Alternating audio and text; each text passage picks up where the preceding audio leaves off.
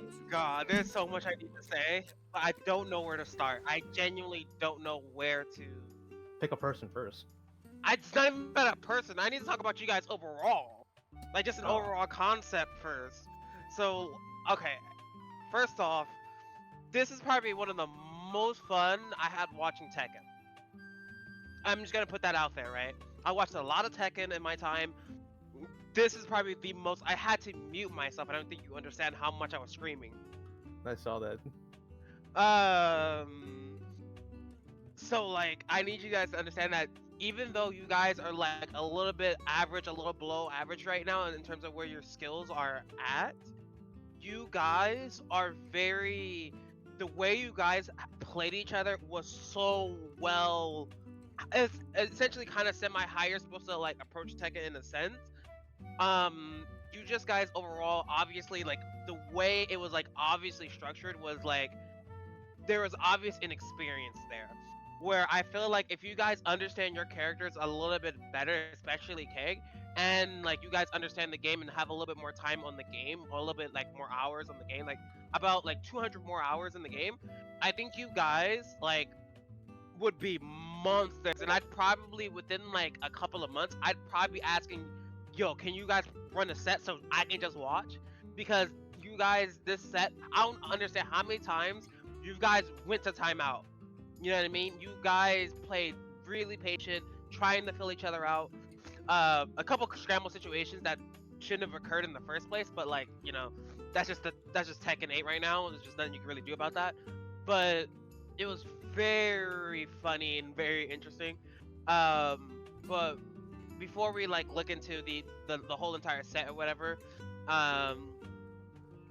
one of the big things, like as a general notes that I was looking at, like for Keg, for the first game, you played really, really perfect. But the issue was that the only issue that I would say for the first game was that you did not use your heat smash. You would go into heat, you never really utilized the heat smash in some of the situations where you like whipped really hard, which would have gotten you the round. And so it would have like looked a lot more cleaner that way, and you would have took advantage of a lot more situations that or with situations with that heat smash, and could have gotten the kill, and you probably could have 3-0'd him. So you know the situations were a lot closer. You still won, but like a lot of the situations were a lot closer than they needed to be in that first game. For Curator's issue, he did not take a full advantage of the fact that you're playing very defensively. Curator could have definitely put you in a casino situation or a 50-50 gamble situation a lot more often than he could have. His approaching, the way he was approaching you was also very, very bad, which is what got you the real good first game. Which is another thing that I was going to talk about is first game you had nice use of electrics and switching it up with 4-4-2. That was perfect. I loved it.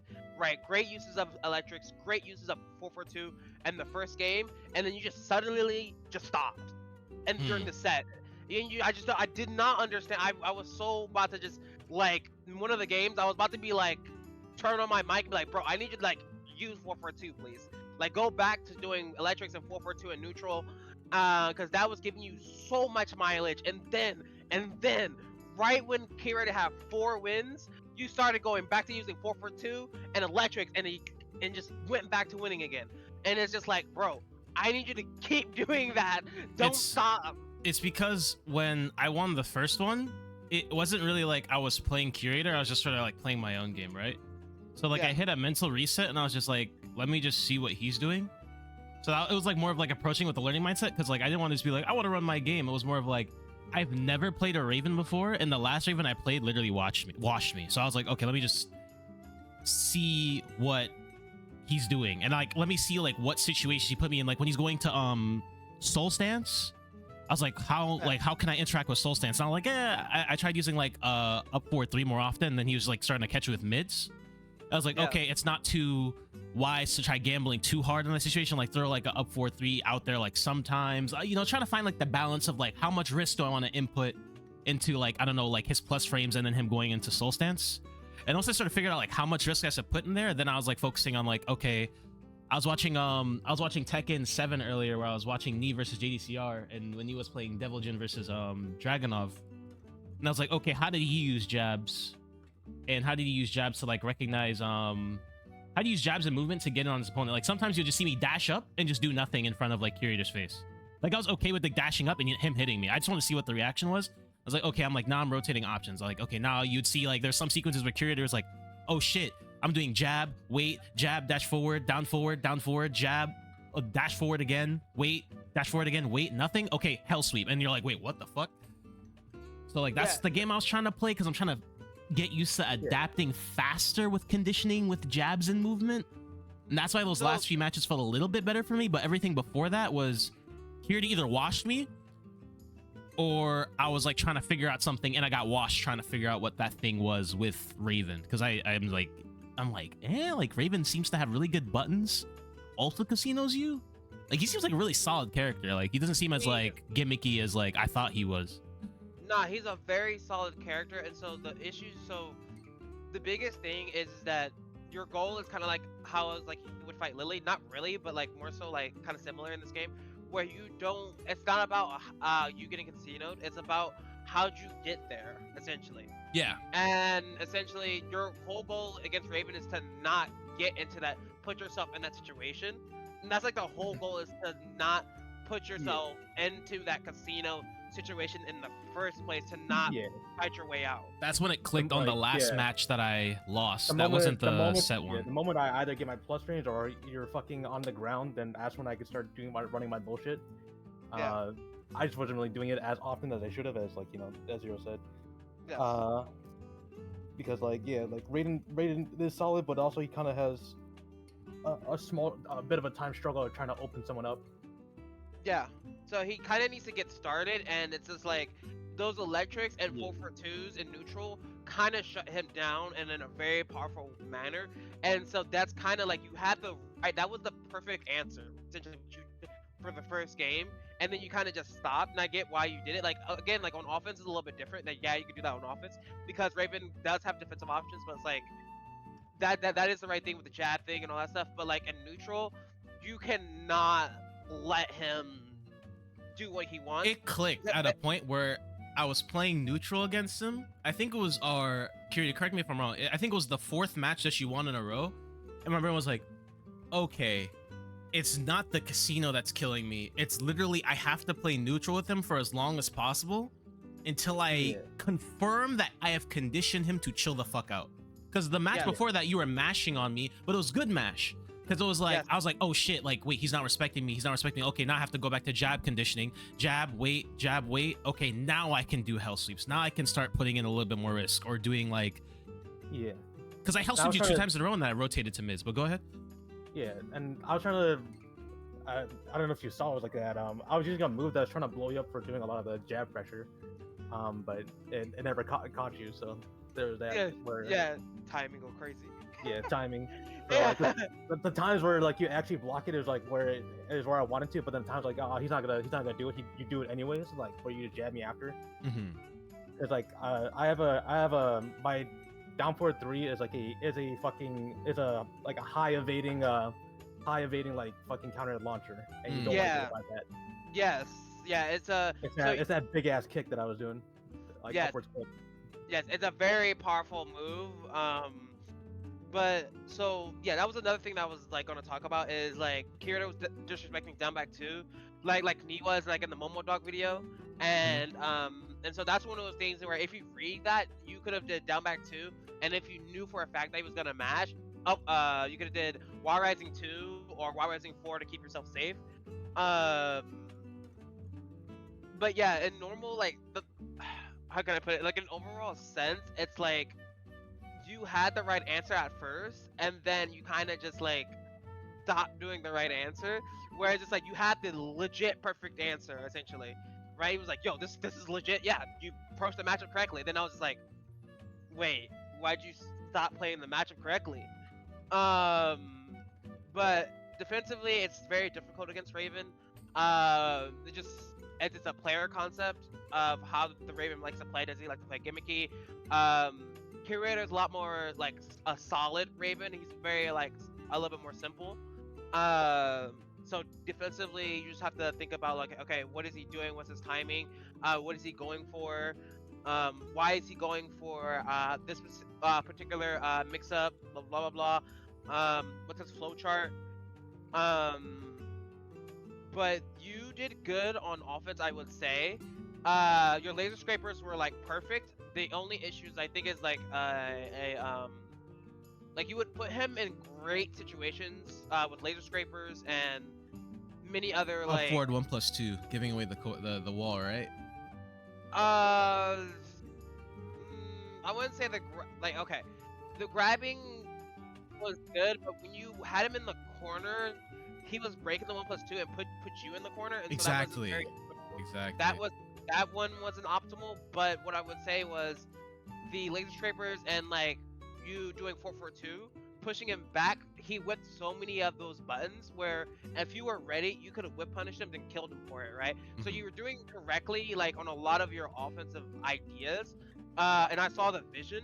The problem was obviously there was no real follow up to it that kind of killed him for it, and so that kind of tipped the scales in a lot of Curator's favor. Yeah, the neutral thing, at first you were doing it correct and you guys kind of stopped. Defensively, you just did not do anything of essentially of Devil Jin's. You didn't do the armor, the parry armor. um you did do down jab. You kind of let him do what he wanted, and then eventually you started doing jabs, right? Jab back, and you hit him out of a lot of stuff, which was good. But what I will say though is that you kind of automatically go into 112.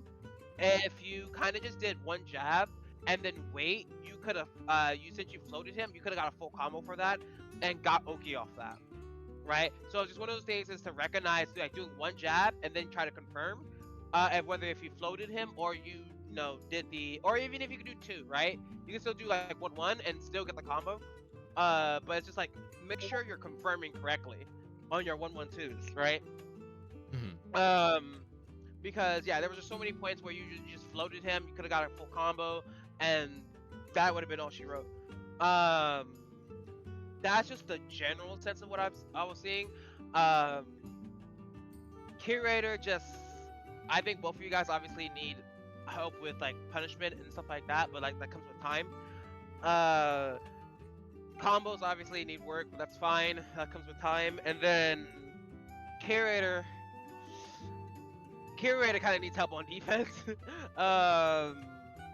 He kind of needs to learn how to move a little bit better. I need.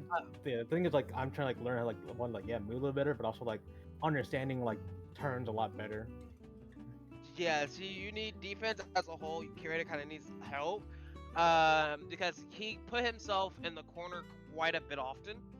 And how he got out was because you did the 1+2 grab kick, and so it's kind of like put you in a situation. But like, there's a lot of times where Curator just kind of just put himself there. Another thing is being aware of the time. Curator won a lot because of timeout. So what I would say is obviously be aware of the time.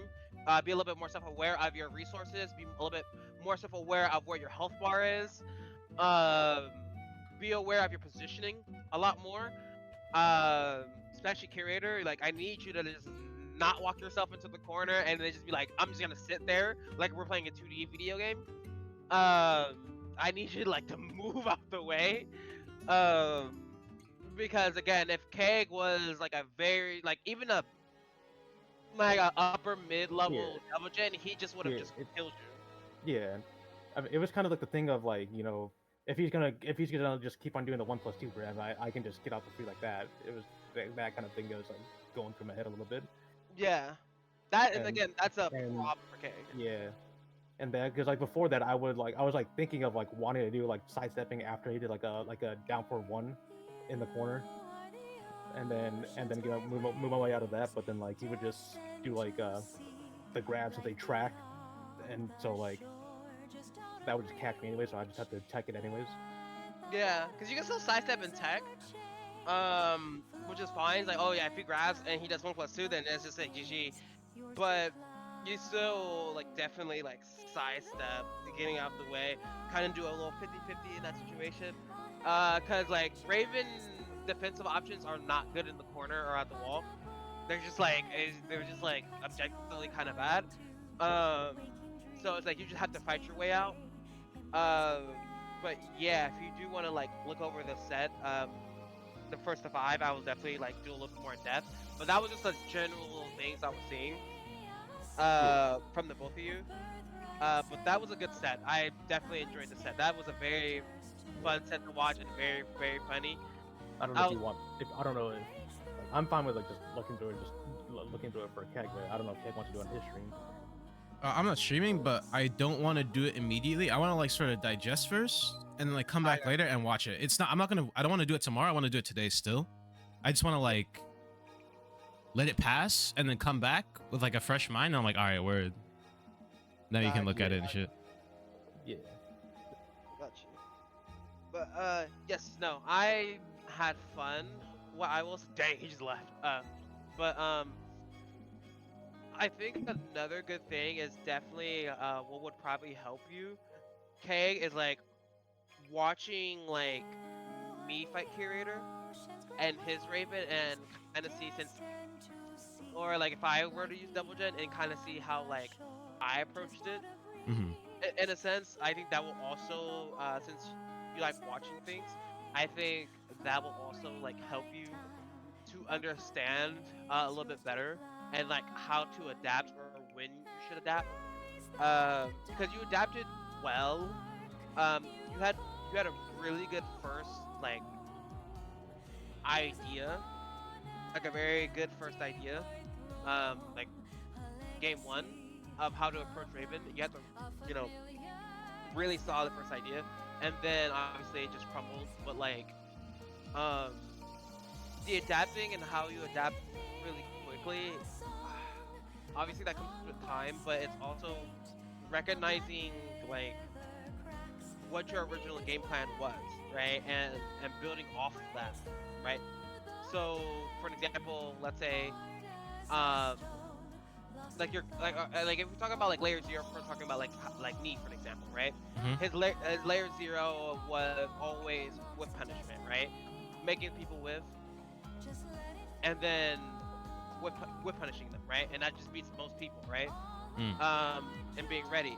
So essentially he'll like set himself up with, you know, scenarios like that, right? Whether that's with laser scraper and then backdashing and then they whip electric sheet, right? And just be ready for it. But if let's say they're figuring out ways to around that, he then goes into laser scraper, into either sidestep or into a button that counter hits them, stuff like that, right? And then adding on to that, right? For an example, let's talk about the down back 2 scenario, right? You would normally, you kind of like, you went from layer 0 to automatically like layer 2 immediately, right? Because you assume that, okay, I do down back 2, he's gonna respect my down back 2. That's not how it should be. It should start off with, I do down back 2, what do you do? Or it goes, I'm gonna do down back 2 until Wild Rising 4.